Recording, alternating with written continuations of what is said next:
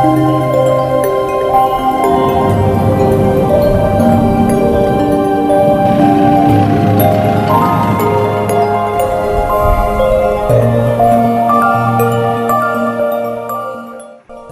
സൗന്ദര്യം കൊണ്ട് സമ്പന്നമായ ജില്ലയാണ് ഇടുക്കി.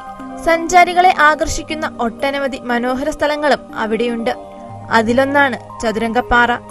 കുമളി മൂന്നാർ സംസ്ഥാന പാതയിൽ നിന്നും 1.5 കിലോമീറ്റർ തമിഴ്നാട് അതിർത്തിയിലേക്ക് വനപാതയിലൂടെ സഞ്ചരിച്ചാൽ ചതുരംഗപ്പാറ മലഞ്ചെരുവിന് താഴ്വാരത്തെത്താം.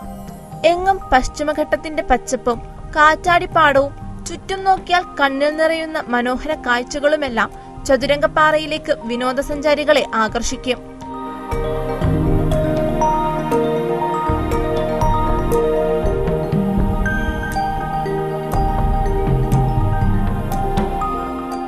ട്രക്കിംഗ് ഇഷ്ടപ്പെടുന്നവരുടെ പറുദീസ കൂടിയാണ് ഇവിടം.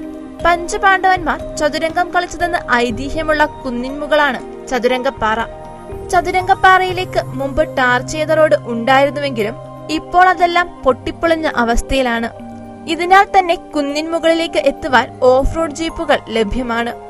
ജീപ്പുകളിൽ കയറി കാറ്റാടികൾക്ക് വലം വെച്ച് കുന്നിൻ നെറുകയിലേക്ക് എത്തുമ്പോൾ തന്നെ കാഴ്ചയുടെ മാസ്മരിക ലോകം മുന്നിലെത്തും.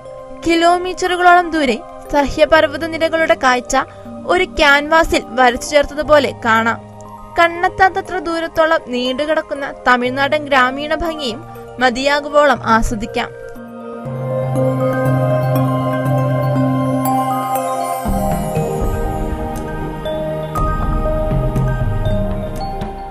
മലമുകളിലെത്തിയാൽ സദാസമയവും വീശിയടിക്കുന്ന കാറ്റിന്റെ കുളിരിൽ കാറ്റാടിപ്പാടങ്ങളുടെ വിദൂര കാഴ്ച കാണാം.